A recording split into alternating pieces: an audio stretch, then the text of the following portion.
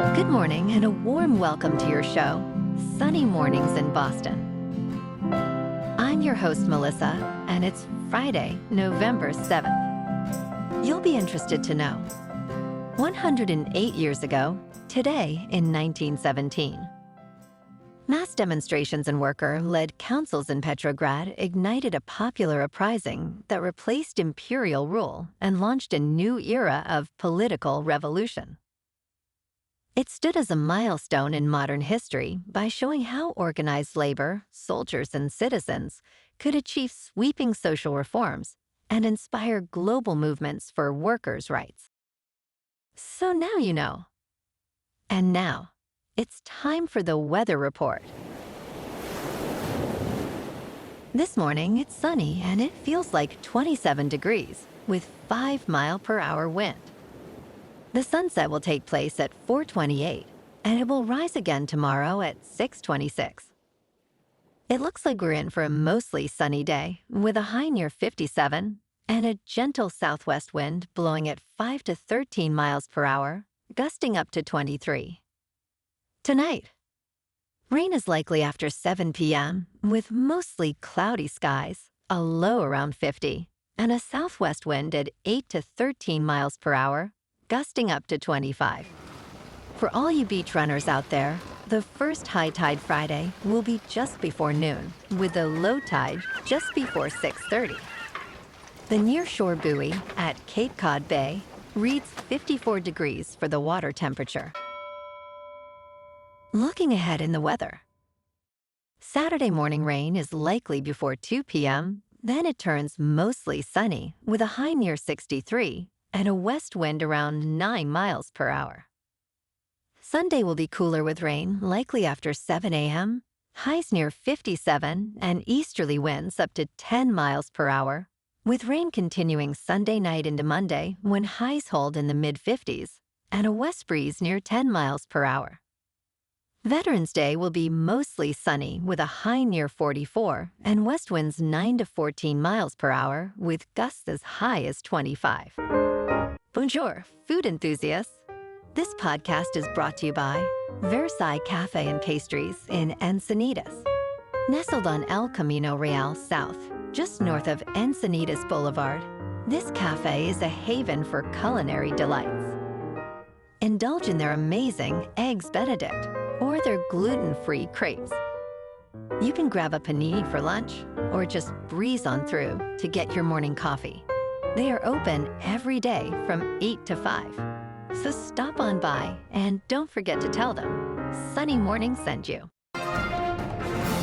In local news, Quincy's mayor, Thomas Koch, is facing controversy after state regulators reported he accepted thousands of dollars in illegal campaign donations from corporations and anonymous donors.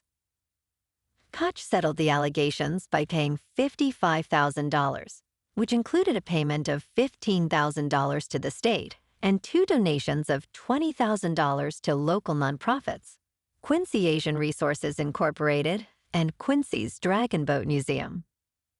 Koch stated he was unaware of the illegal donations, emphasizing that his campaign follows the guidelines. This issue arises just after he proposed reducing his future salary from $285,000 to $225,000 following public outcry. Koch acknowledged the recent election results may reflect concerns over his pay.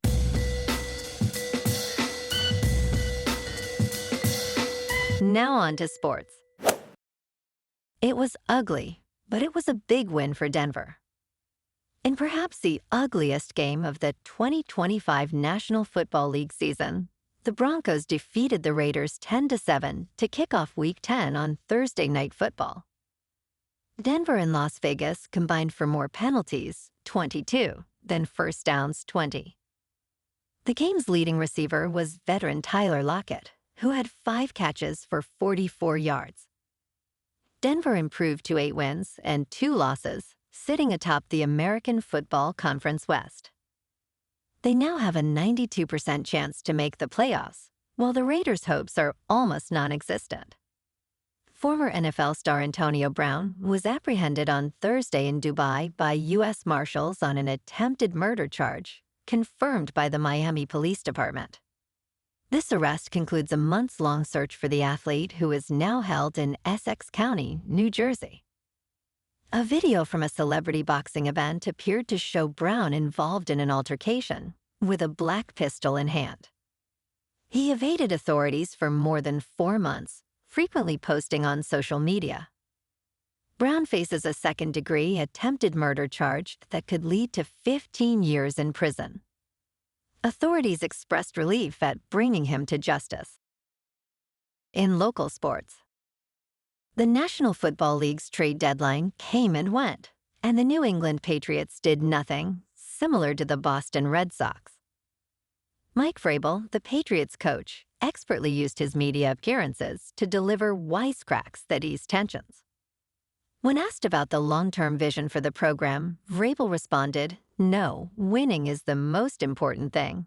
Don't put words in my mouth." Despite being a work in progress, the Patriots are currently incredible, with a record of 7 wins and 2 losses. Vrabel is focused on the next game, diminishing playoff talk while building player confidence. In top news, gabapentin is gaining attention as America's new favorite anxiety medication. It has become the 5th most prescribed medication in the United States, used for various conditions like pinched nerves and migraine headaches. Despite reports of a dark side, this medication is generally safe when prescribed by a doctor. Gabapentin increases levels of gamma-aminobutyric acid in the brain, promoting calmness. Most prescriptions today are off-label, often for anxiety and insomnia. While side effects exist, many patients, like Ruben, find it effective for managing anxiety and improving sleep. If struggling, consult your doctor about gabapentin as a potential solution. In business news, Tesla shareholders approved a $1 trillion compensation plan for CEO Elon Musk on Thursday, awarding the world's richest person what would be the largest corporate payout in history if he meets necessary goals. More than 75% of investors voted in favor at the annual shareholder event in Austin, Texas, with chants of Elon erupting in celebration. Musk, after briefly dancing on stage, described the company's Optimus robots as the future for humanity.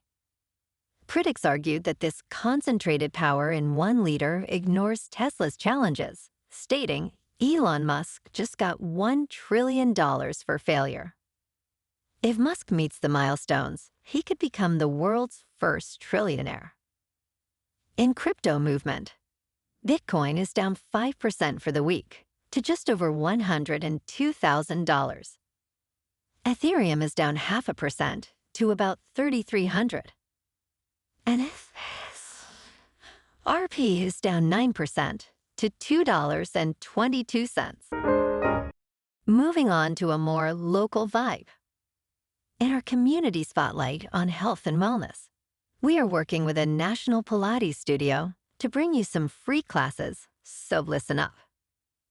Check out Club Pilates, with several locations in the Boston area.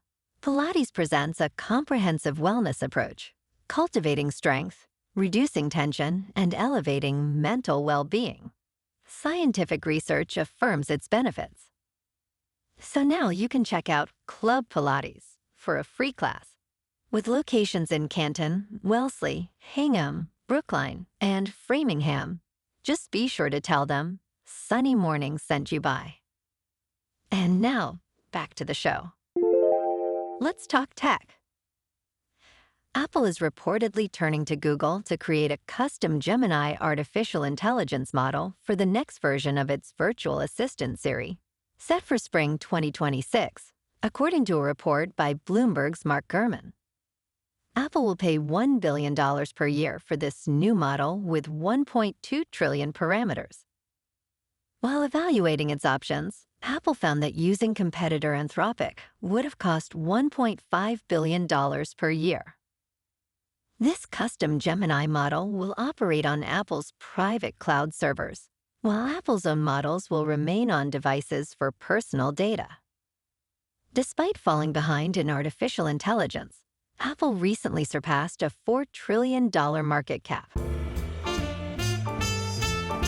And in entertainment news, Predator: Badlands is an unpretentiously entertaining installment in the franchise, directed by Dan Trachtenberg. This film features quirky extraterrestrial action and odd couple chemistry between its leads. The makers had a fine time creating freakish dangers on a distant planet, including mouthy tree tentacles and a dinosaur-like monster. As the 9th film in the franchise, it introduces new aliens while referencing beloved details from earlier films. With humor and ridiculous scenarios, the movie cleverly explores themes of cooperation and strength, making it a fun date night film disguised as a sci-fi action romp. Well, alrighty folks, it's time for the quote of the day. And today, our quote comes from the American labor leader and civil rights activist, Cesar Chavez. And he said, "The fight is never about grapes or lettuce. It is always about people." And that's a wrap for this morning. You can check out our Instagram, YouTube, and TikTok for some captivating aerial videos with local news and the weather reports. Have an amazing day, my good friends. We'll see you tomorrow with another episode of Sunny Mornings in Boston.